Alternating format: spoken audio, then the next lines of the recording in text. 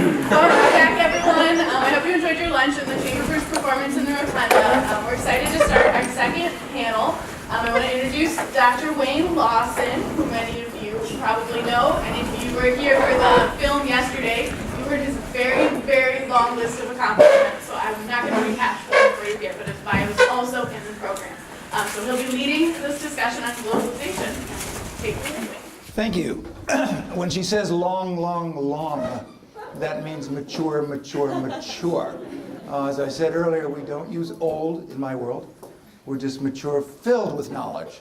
And if you go and look at my screen, it says, age and treachery will overcome youth and skill. That's not the case here. Youth and skill will offer us something to learn today. Go to your program, and if you look at the page called Illuminating Connections, I'll talk just a minute about this group of people, because the learning objectives of this panel include understanding how arts administrators, policymakers, and educators facilitate connections across nations and cultures, a discussion of the globalization of arts policy, and the recognition of the need for more research to highlight specific needs in the field. And we've got three great panelists, each offering a different kind of story relating to this theme.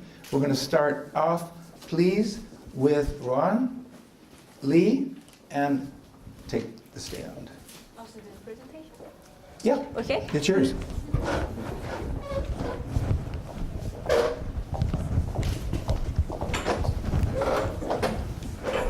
Great, thank you very much. Well, good afternoon. My name is Lawson Lee.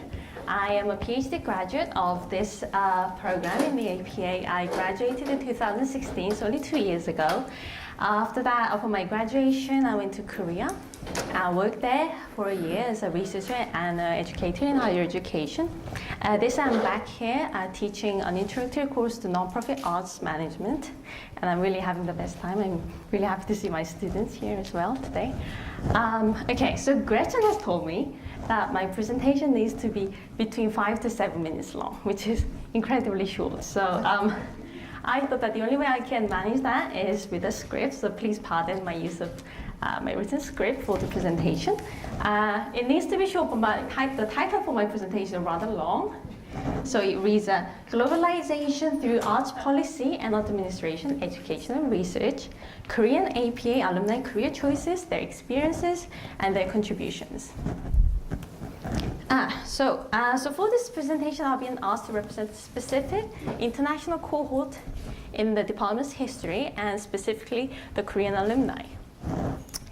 And so there are many things I really could share with you, but given the short time frame that I have, I'm just going to share with you like whereabouts all the Korean alumni are, and some of the challenges that they face once they return home after studying here in the department, and how by tackling the challenges they're contributing to not only the field but to the globalization of ideas. So it's my understanding that the APA program in its history, well, in the last 10 years or so, we've had a dozen Korean students in the doctoral program. And with an exception of 2 recent graduates, 9 graduates are currently teaching cultural policy and or arts administration or management in the higher education. And 1 graduate has for many years worked at the National Assembly of the Republic of Korea, and I believe she was involved in the scope of cultural policy advising and evaluation.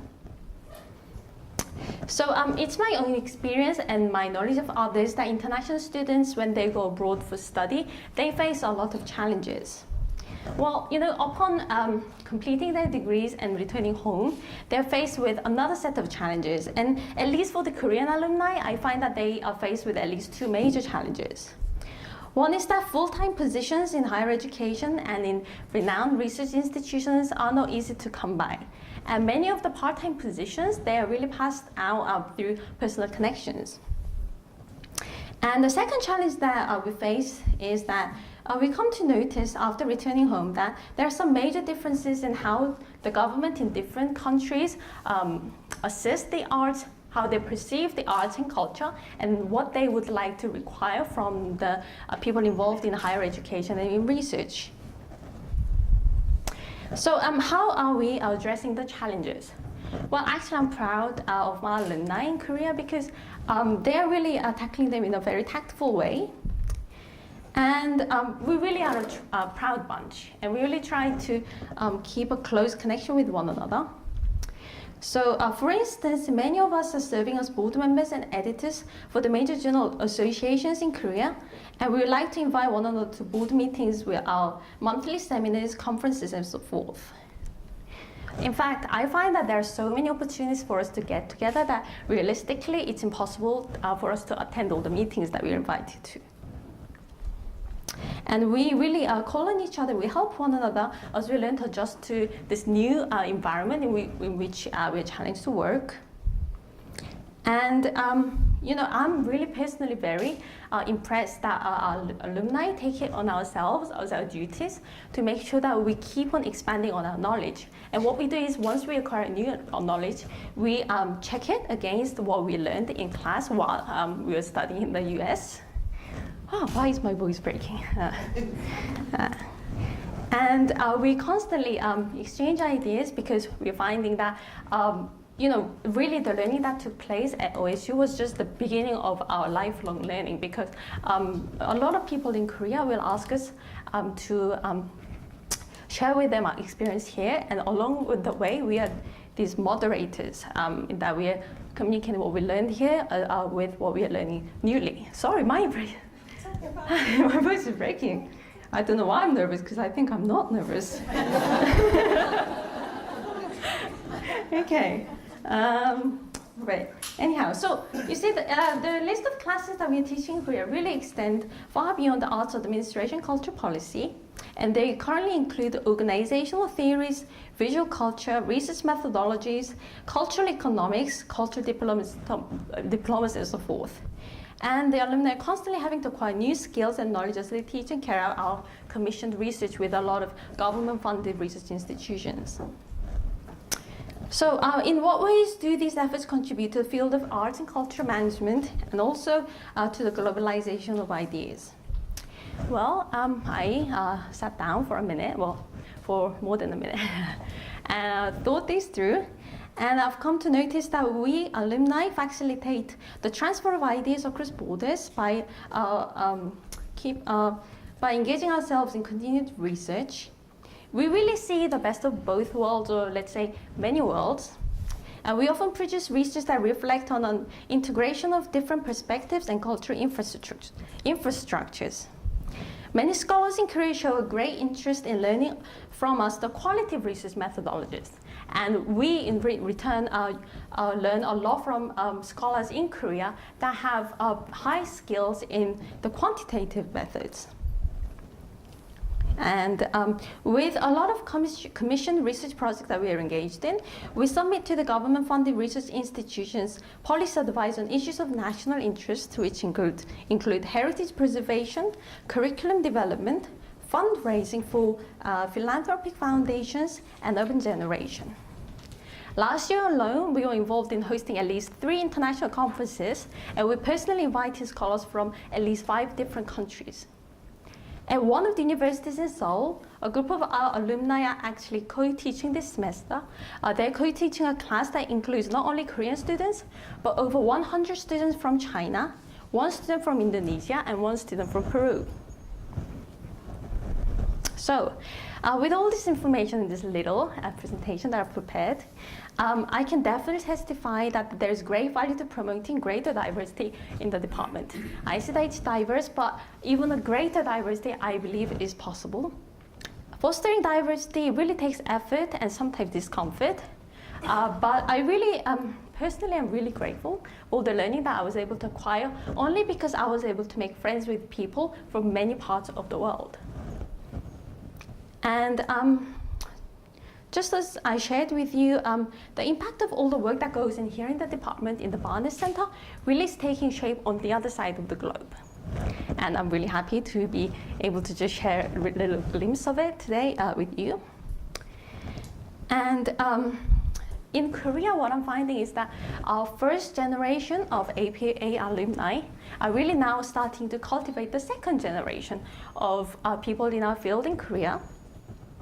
For instance, two students of two of our Korean alumni have been the recipients for the Best Thesis Award at the Social Theory, Politics, and the Arts Conference in the last few years. And I hear that some of the students that are studying arts policy in Korea are now considering applying to come to this department to pursue their doctoral degrees. So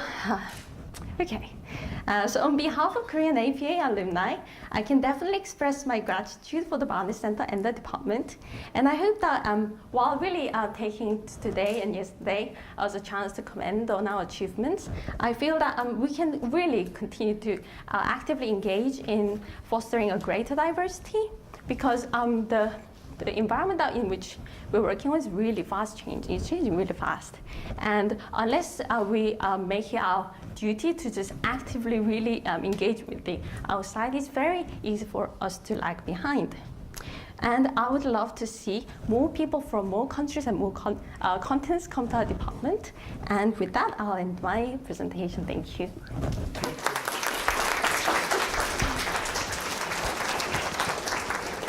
We'll come back at the end with some general questions. The other two panelists may not use the extra time that she gave you. We'll use that during the question period. So go ahead, Sarah, introduce yourself, and we'll go from there. Perfect. Okay. All right. So my name is Sarah Cortrell Vandersypen. I am a proud graduate of the APA Master's Program, and I'm going to talk about fundraising on a global level. Quickly about myself, I'm a nonprofit consultant focused on organizational effectiveness and capacity building. I am based out of Baton Rouge, Louisiana. Before I started my firm, I had 10 years of nonprofit experience on the East Coast and the South, mainly in arts and cultural institutions and doing fundraising work, as well as grant making in the arts. I am a certified fundraising executive, which is an international credential. And I'm excited to say that in January of 2019, I will be joining the Association of Fundraising Professionals International Board of Directors for a 2-year term.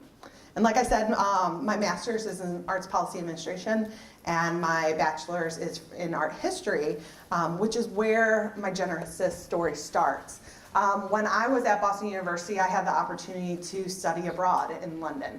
This is the Dulwich Picture Gallery. It's England's oldest art museum, and most of you have probably never been there if you've been to London. You've stayed in central London. But I had the opportunity to intern here in fundraising in the development office under an expat who had spent 10 years fundraising in New York City. And so when I was there, Dita Tate would often say, "Don't do this in the US." She's like, "This is not how we do it in the States," right? And when I got back, I started to understand what she meant by that. Because there's a very different, at least back then, there was a very different sense of what was culturally acceptable. But when I was there, I had the opportunity not only for my internship, but to study in some of the world's greatest museums. As an art history major, we spent nearly every class in one of the famous arts and cultural museums, or studying the architecture around London. And that's what inspired my thesis at Ohio State. And even before that, I grew up in Cleveland with one of the greatest free art museums in the world. And so I was a beneficiary of the British free admission policy in their museums. And so I started investigating this idea about free admission policies. And here's a brief quote from my thesis, but in 1989, all British national museums, except for the National Gallery and the British Museum, were charging some sort of admission fee. Local authorities and trade unions began the Free Access to Museums campaign in 1986. In 2001, free admission to over 50 museums was introduced. And like I said, I was a beneficiary of that, and maybe some of you were too. And I came back thinking, if the Brits can do it, why can't we? And I saw it possible in Cleveland. And so my thesis examined free admission policies in American art museums. And first it started as a genealogy of admission charges, trying to understand how we got here, how the British museums got to admission charges. And then I looked at 4 case studies on how and why American art museums were able to go free. What I didn't understand then, but now do through my years of practical fundraising experience, is that it's so much more complex than finding a sponsor or starting an endowment for free admission. It's really a huge structural and cultural issues around philanthropy, as I think both panelists will and have touched on.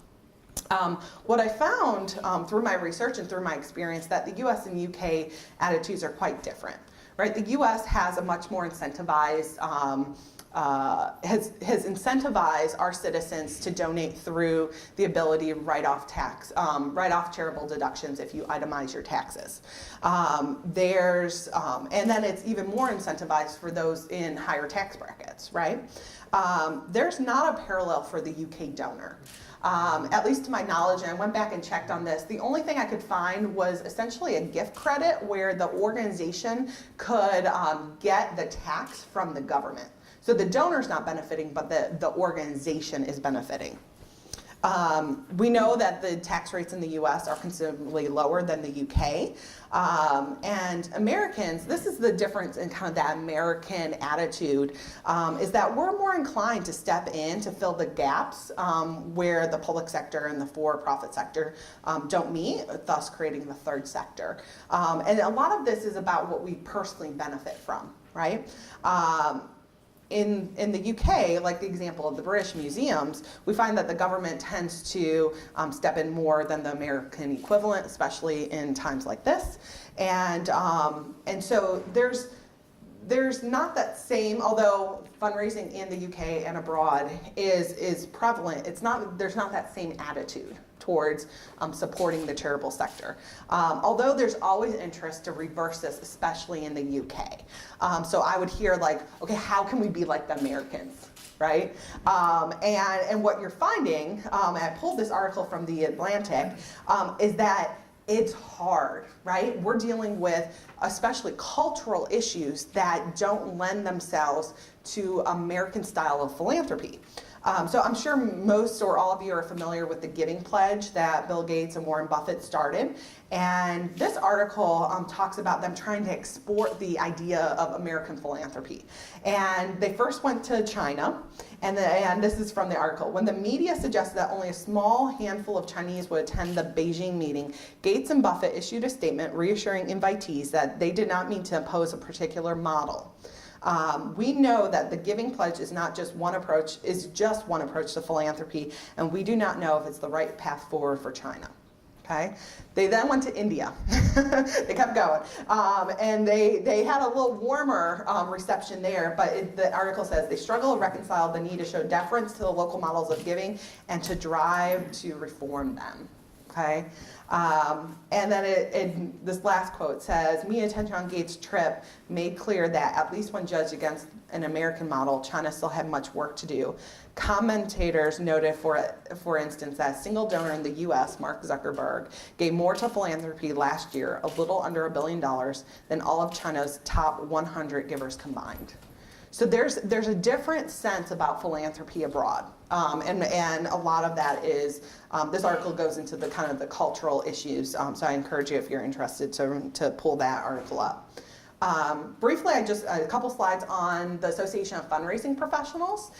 So like I said, I'm joining the international board, and it's something that I'm actually really intrigued with to see how this operates on an international level. AFP was founded in 1960. It has 33,000 members in more than 244 chapters throughout the world, 30 chapters outside the US, mostly in Canada and Mexico, although they have chapters outside those countries.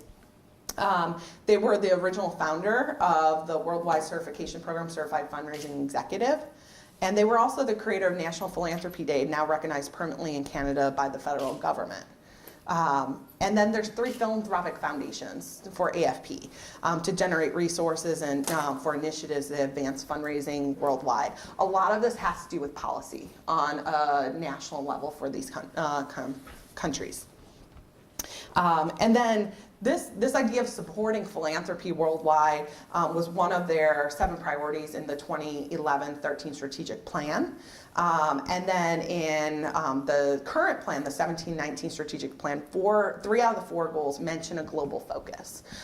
So I think, especially if it's in your strategic plan, hopefully you're putting some resources and focus on this and staffing. And so this is something I think also look out for as far as bringing more sophisticated giving models and policy to a worldwide audience. Thank you.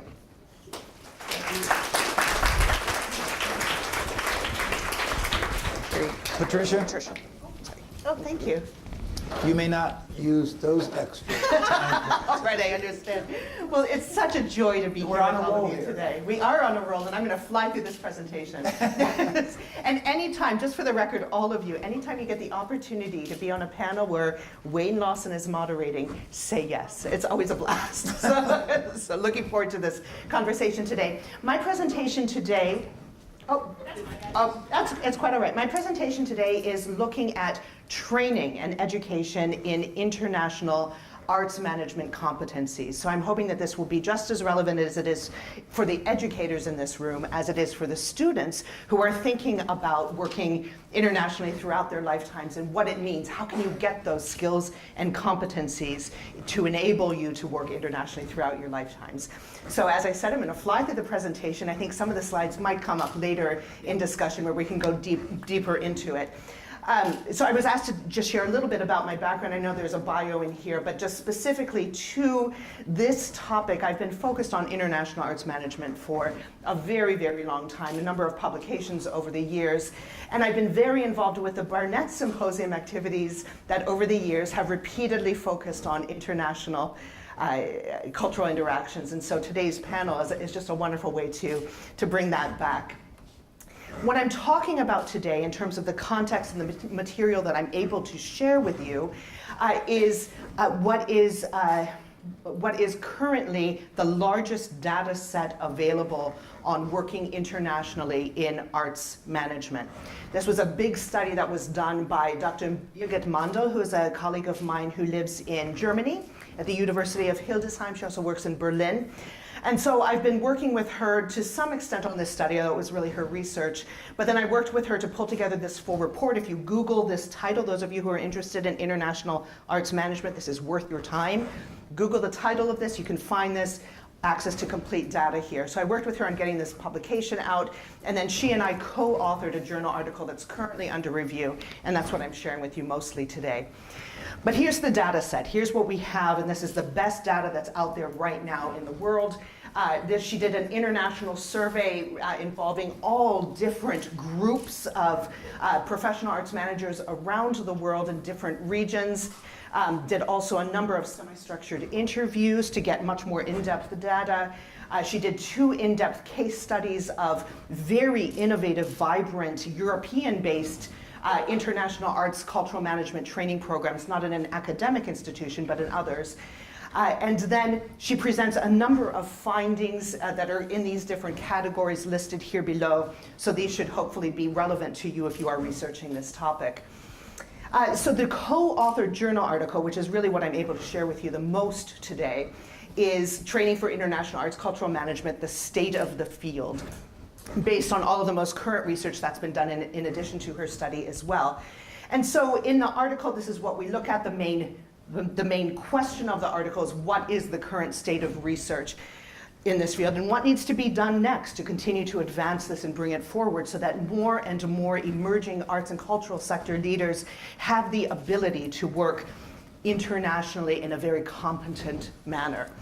So we worked through there. We come up with a number of definitions that we bring forward in the article. And it's important to note the subtle distinctions in these between international arts and cultural management, transcultural or transculturally oriented arts and cultural management, and intercultural arts and cultural management, which gets to the range of hybridization or differentiation or homogenization of the cultural sector and the different management approaches that you might need to develop to work in these very different contexts. So different types of arts management might be needed for different types of institutions and in different types of communities. Birgit put forward that there really are 4 major domains of where you can find people. So these are career paths, students, things that you might be interested in pursuing. Management in international global enterprises, the creative industries, so the entertainment industries, software, publishing, all kinds of areas of the creative industries.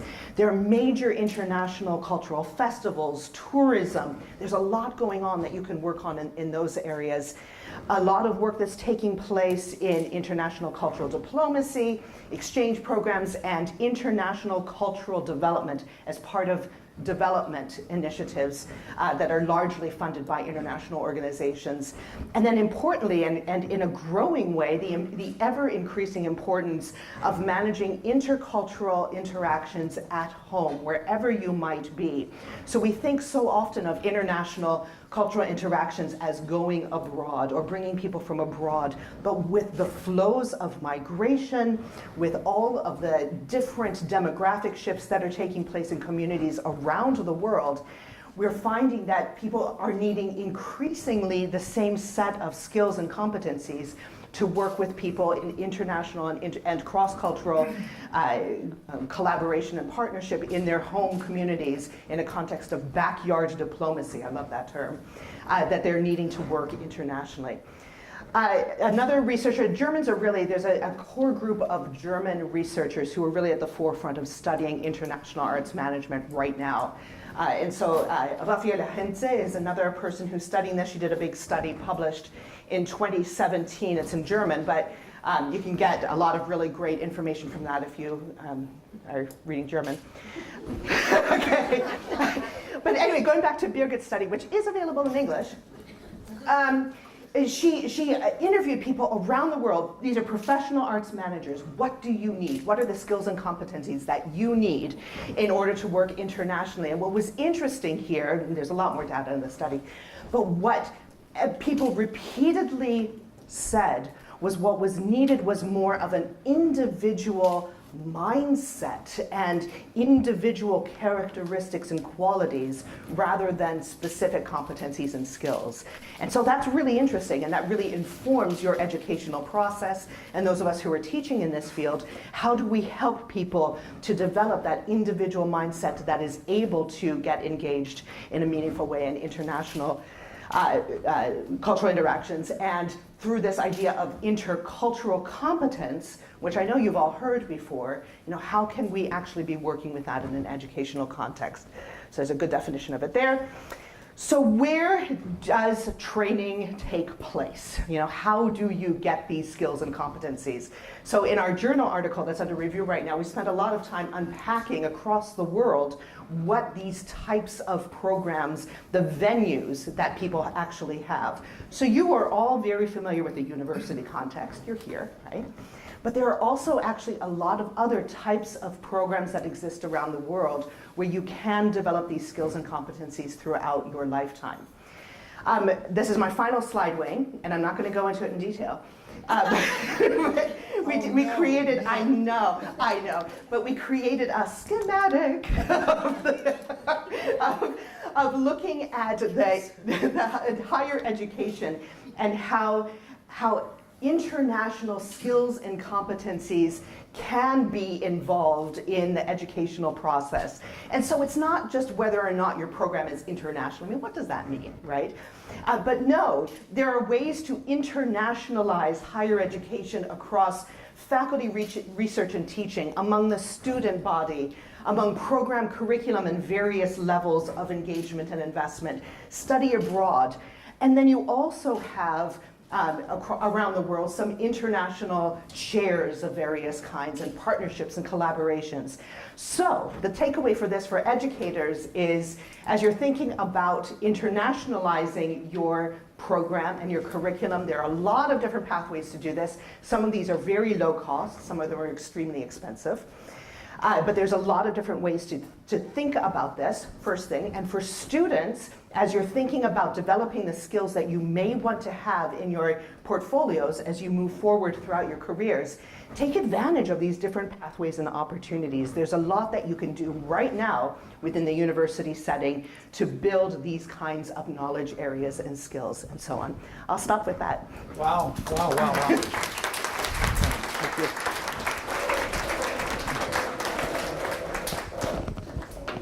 Thank you all, keeping us on time, giving us an opportunity for a few direct questions to you, and then we'll open it to the audience. Sure.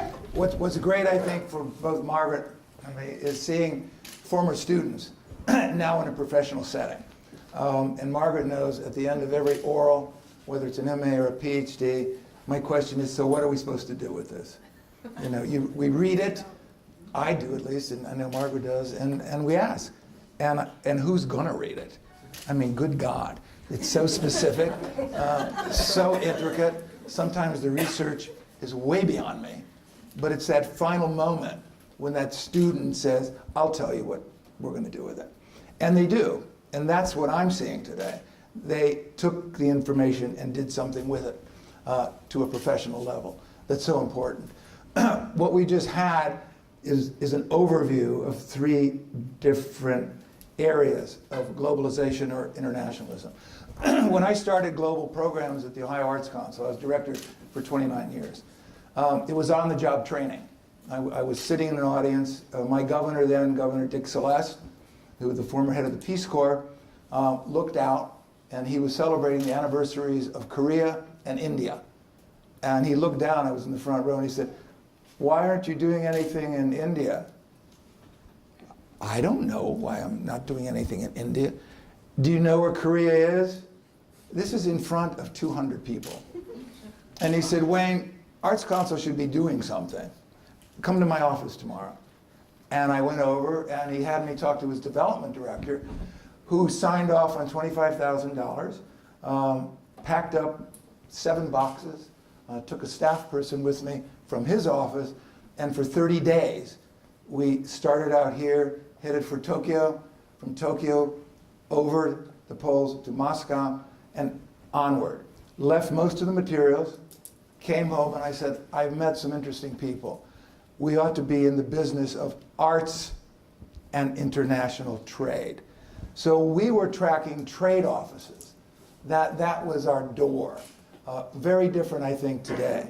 And I think what you're giving us is a very different view of what's happening.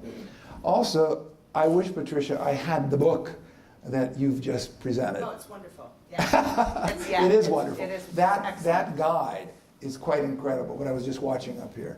I was particularly interested in languages. When I got my PhD, we were required to have 2 languages. Right before the oral, opened the door, somebody came in, and they gave you a book, a poem, something, in a different language. And you had to translate it, or you did not get your degree. I still bemoan the fact that PhDs don't have to, or are not demanded, to learn another language. It still makes me crazy. Anyway, let me ask you these very general questions, and we're going. How have you transformed your degree and experience here at OSU into practice? We're just going, just briefly. You want me to start? Yeah, please. Oh, okay. Well, I've taken, I mean, it's been an ongoing process. Okay. You know, looking back at, well, before I even came to Ohio State, I was very engaged in international arts management and very committed to that field. And so for me, it's just been a natural progression moving from the doing of arts management of international arts management to studying it, to researching and publishing on it, to now hopefully providing resources that more broadly can, you know, what are we going to do with it? Right. To can help faculty around the world as well as students better access opportunities for developing those skills. Good, Sarah. Yes. When I left the grad program, I started working in art museums. And I think having an understanding not only of nonprofit operations but also that art history and that arts policy enabled me to be a more effective fundraiser for the organizations that I work for. And then when I transitioned into a grant making role, understanding program evaluation, understanding board governance, and some of those key conceptual things that were laid out in this program really helped me to also help my grantees to build capacity, and those concepts, knowledge, and skills continue with me through my consulting work. Good. One? I think my presentation has partly answered that It did. question, but I would also add to that. Well, obviously, having the degree with the OSU name on it, it really gives credibility to your qualifications. But I just want to add that the reason that our degrees hold the value that it does is because of the extreme efforts that our alumni have put into making this name count in the field. So just like Margaret in the video was mentioning yesterday, that like the Korean alumni, when we are in Korea now, like I introduced myself by saying, oh, I'm a graduate of the OSU, the APA program. People say, oh, you're one of the OSU gang, you know. So yeah, just having that degree and just knowing the connections and obviously I shouldn't even mention all the learning that I've acquired. I'm trying to see Margaret and an OSU gang. It's incredible. We're going to get jackets any day. Okay. What international experience or understandings do you wish you had before entering the field? And how were you well prepared or not? Can somebody else start with that one? What international experience or understandings do you wish you had before entering the field? Yeah. And then how were you well prepared or not? I can start with that. Go ahead. If you ask. Because one of the first jobs that I got after going back to Korea was this commissioned research on preservation of natural heritage. And I was asked to carry out a case study on a number of countries. And the countries that I was given were Vietnam, Indonesia, and Philippines. And then it really struck me that, you know, the countries that you like to think of as a cluster, you know, every single one of them has their own history, own policies. So the world is much more diverse, and there are so many more countries than we'd like to think. So to answer that question, I would say that I wish I had known a greater number of countries in more detail. And just rather than just limiting myself to knowing just some of the bigger countries. Yeah. To say. Sarah? Yeah, go ahead. Are you ready? I am ready. Go. Yeah, okay. Well, it's in thinking way back to first being really involved in this field as an arts manager and living in Vienna for most of my 20s, which I did, and engaging in this field at that time. I did not at that point know anything about cultural policy and understanding the larger context and how to, as an arts manager, engage in a society, right? And thinking in those terms. Arts management tends to be more organization-based when you're first getting started in the field. But it's only really by understanding and more knowing how to, right? Just knowing how to research and study the larger context that arts management is taking place in, that you are able to more meaningfully engage in arts management in that specific context. So I wish I had even known. It wasn't even on my radar at the beginning until I came to Margaret and Wayne. And with that, everyone take that down. That's an important note in your career. Right. Sarah?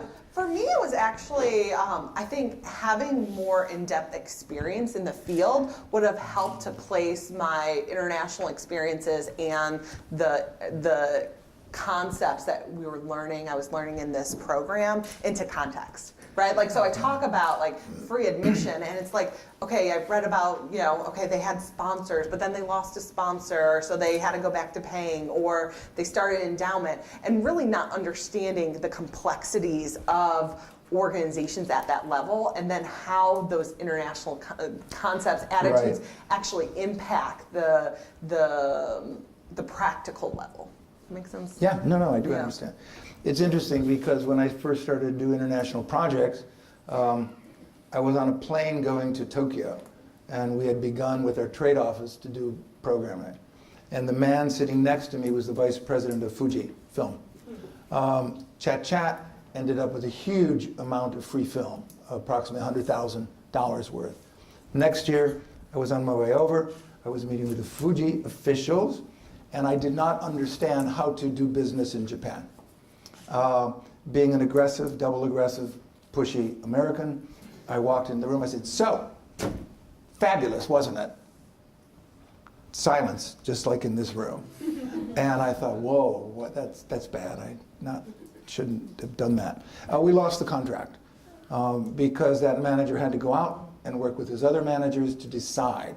I was dropping it right on the table, giving them no opportunity to go back and talk about it. I should have known better, and I didn't know enough how to read trade agreements, and that made a big difference.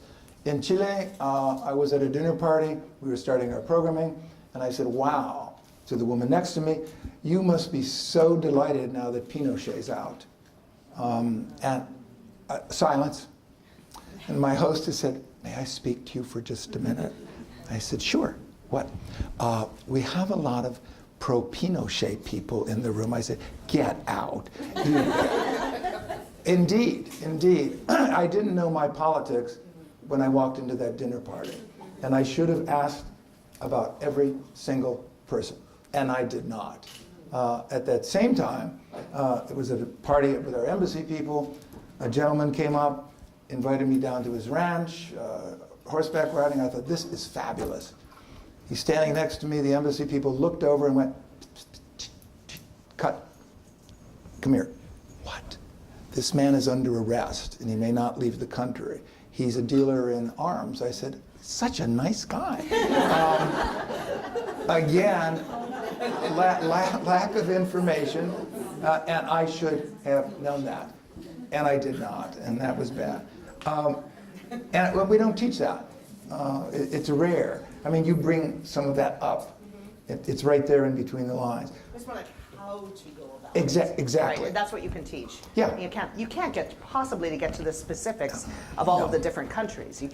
Plus you don't ever go to a dinner party when you're working in the arts on a deal without asking who is at that table. And all you need is 2 sentences. 2. And Jason knows this because he has a theater degree, so do I. You can just flap on from those 2 sentences forever and endear yourself to make sure it works. Third, given the global situation now, what do you see as we move forward into the next decade? And what are your predictions for the field? Oh my goodness, can I just go off on a tirade? Yeah, go ahead. Well, just the urgent need for people who are interculturally competent and people who are willing to cross borders and to engage and to be full participants and full citizens of this world. And I suppose I shouldn't get political, but in a time where so much of America is getting to this parochial and closed-minded. That's not the rest of the world, and we are global citizens, and so the capacities and the competencies to do that, I think, are absolutely crucial. Good. Yeah, I think it's needed. I think as artists and arts administrators that we can play a critical role in moving past the current administration and the any kind of detrimental effects of within our position within the world by using the arts, which can unite and heal and raise the U.S. back up, and also to challenge stereotypes and ideas that are not American, that are not progressive. And yet are being very much circulated in the media at this time. And so balancing that is very important. Well, Yeah. Well, I find that with any talks on the arts and culture that nowadays, it's inevitable that we're going to come across the term technology. And I guess I'm elaborating on the wonderful keynote speech that we had this morning. And I see that the technology can be ambivalent in that, like we heard this morning, it really creates a greater access to the arts. But at the same time, I feel that it can actually hinder our ability to actually integrate the ideas because of the concept of filter bubble, where now, even though the filter bubble, I'm getting like stares from people with that term. So basically the concept that with the technology, for instance, platforms such as the YouTube, Facebook, they are engineered to provide you with things that they know that are of interest to you. So in a way, it's an advantage that you are able to access something that you're gonna like, you're prone to like. But at the same time, it's preventing you from letting yourself to have opportunities to encounter something that's completely new, that's completely outside the box of your main interests. So in that sense, even though the cultural production has become diverse, perhaps on the individual level, our consumption behavior has become even more specialized and enclosed. So with that notion, I'm thinking, how are we going to go about looking at technology in the arts? And I believe that can have a really important and noteworthy impact on the arts in the next 10 years. Yeah. What about, last question, what do you find to be the most difficult part of creating connections between cultures, places, or ideas? The most difficult part. Because a lot of parts were up on the screen, and each one of you has delved into a particular area. Let's talk about the difficult aspect of it. Do you mean connecting in terms of like placemaking with ideas, or? You tell me. I don't know. So what's the most difficult part? Pardon? What's the most difficult part? What's the most difficult part of creating the connections you've talked about between cultures, places, or ideas? Go ahead. I'll start. And I mentioned this during my lunchtime roundtable was about staying relevant, right?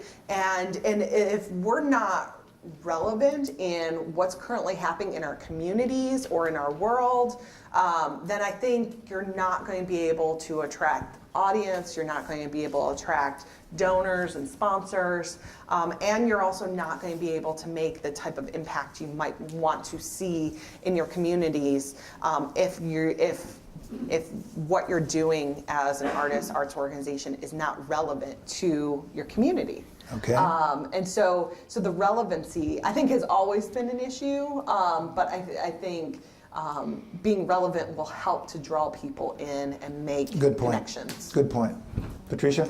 Yeah, this idea of intercultural competence, which was up on this slide, as the research has found that really is such a central, pivotal competency or quality, but actually developing that, training that, providing opportunities to develop that, that's difficult. I mean, there's a certain amount of inclination that an individual will have or will not have toward intercultural competency, and then what that means in different contexts is very different. So really getting it, unpacking that element in terms of education and your own professional development, I have not figured that out yet.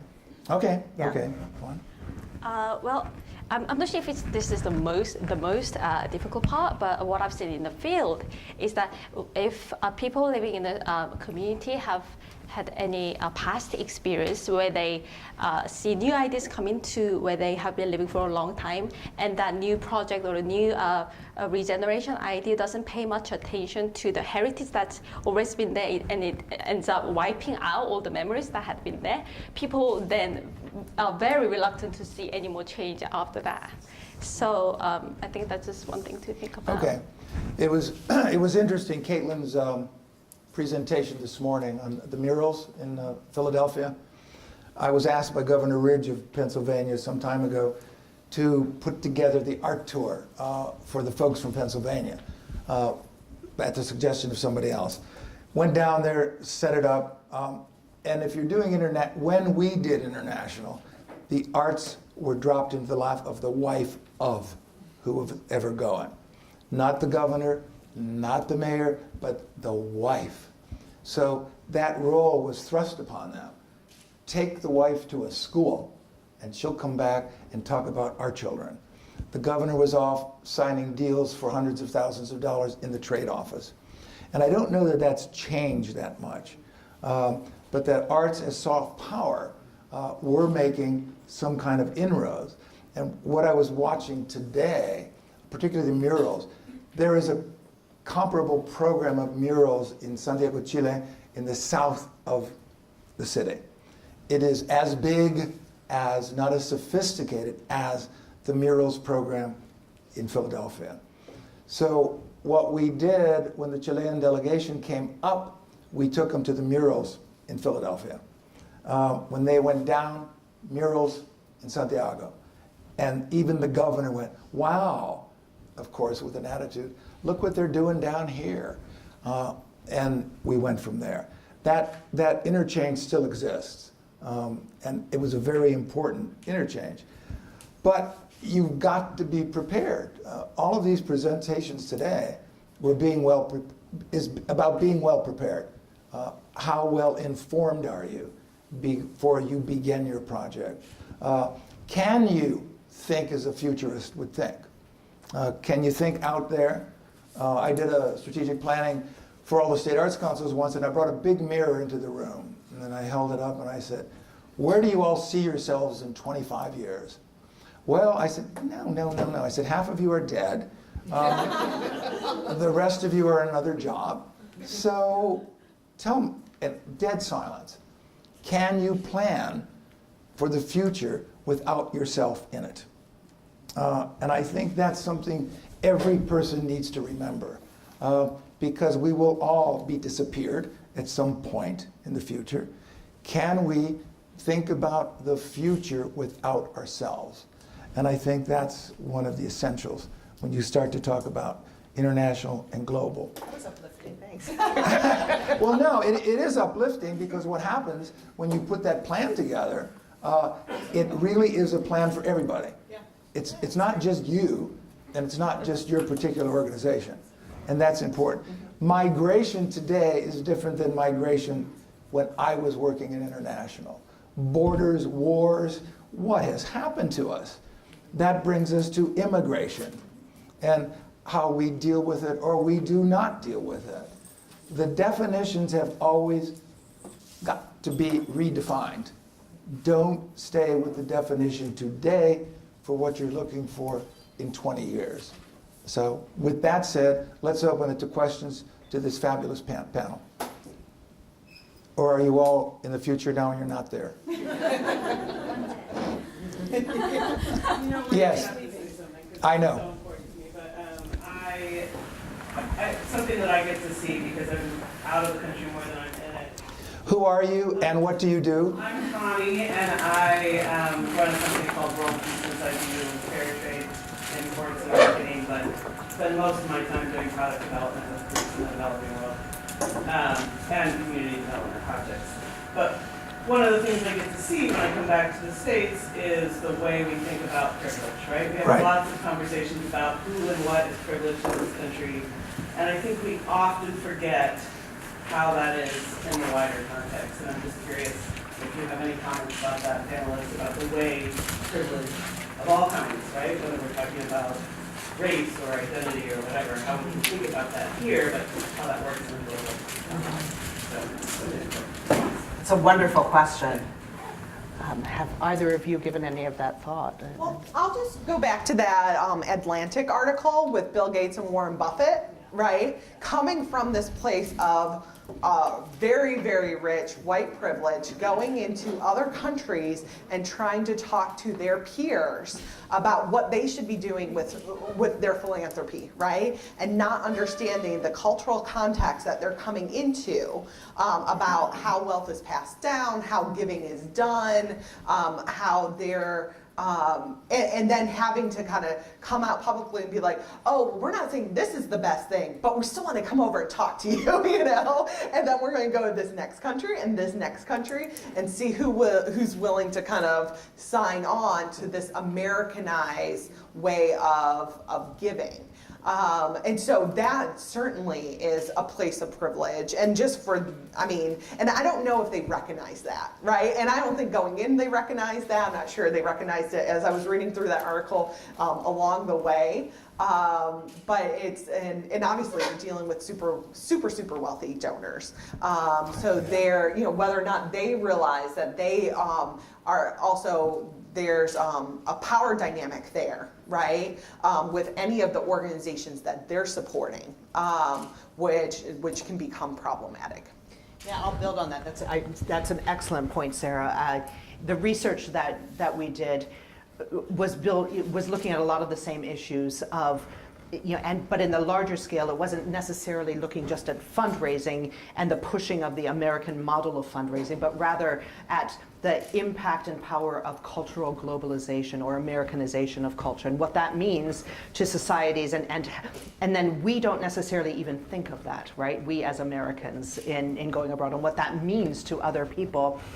Similarly in the research, because a lot of the models of international development were focused on these UNESCO-run or European Union-run initiatives that were really focused on collaboration and partnership, but in those cases, it came up again and again from research respondents that they absolutely felt the power differential of the financially more privileged partner, right? And the impact of that is very significant. But it's an excellent question. It needs much more research, I would say. Yeah. Lawon? My response is not going to be that much different from what we just heard from Sarah and Patricia. Privilege and arts, they tend to go together. Like historically, we've always seen them going together. And I find that even, you'll find that some of the international students that we see in the room, I would say that we are kind of represent the more privileged cohorts from our own countries as well. Sure. And I don't know, one other perspective I would add to that is that in places like Korea, and I'm sure this is more the case in China as well, where we have a more centralized government system supporting the arts, sometimes it's better that the government is able to have policy that really utilizes the arts to really to do social work for the underprivileged. But at the same time, is that a good thing? Because because of the arm's length principle. Yeah. So, yeah, I'll just end with that. I would agree. Yeah, others? Another question? Anybody? No, I think again it comes back to know the country, know the people. How many people in this room speak another language other than your native language? How many? Don't be afraid. Okay, just curious. Yes. So. Question, but I don't want to interrupt you. No, I'm done. Go ahead. So it's interesting. I've always been really hyper-local in focus, although it's probably evident from the, a lot of our work deals with international communities and that are living in my hyper-local place. But I ended up in a very international marriage. My husband's a German citizen. He teaches half the year in South Korea as a professor. Good God. And Speak to us. Speak to us. Yeah. But that's kind of opened up my perspective to some art practices in other places because I've been able to travel more with him and also learn from him. And I'm not sure we're doing it better here. So I guess my question, and maybe Sarah, this is most directly to you, is like, because Americans, I think, tend to go into places thinking that like we're doing it right and people can learn from us. What are some strategies for sort of changing that dynamic, or that's a really big question, but I feel like since I've worked in the American fundraising system as well, Yeah. the culture of scarcity around it, the way it distracts in many ways leaders and executives from the kind of core mission aligned work. The constant argument and case making around value, that doesn't exist in the same way in other places. And so it makes me nervous, like that article makes me so nervous. Yeah, I just wonder yeah. if you could address that. I mean, I think a lot of it is self-awareness on our part, on Americans' parts, that America is not number one in everything, like we some like to profess, and that, you know, it's interesting because as much as, like, I talked about the UK and other countries saying we want to be like America and set up that system of philanthropy here to incentivize it for our donors, and then especially in the arts, you're like, well, we want to be like them. The government gives them so much money. Why can't we get it here? And you're dealing with very different cultures, right? And I don't think anything's going to change in that respect. At least I don't see that. But figuring out where's their happy medium, right? So when I was at the Dulwich Picture Gallery, they had an American Friends group as a 501c3, so they could have American donors that could be incentivized by our tax system, right? So those countries abroad, those organizations abroad, setting up something like that so that you can essentially target your appeals and your messaging to that specific donor constituent base. Right. But no one wants to touch that. I think a lot of it comes from self-awareness and that exporting everything American is not the best thing. No. I think the key is to understand each other's culture, is to respect each other. Yeah. And if you keep that right at the top of the page, you're likely to have more success than not. Others? Okay. Thank you all. It's good to know that you are using that PhD.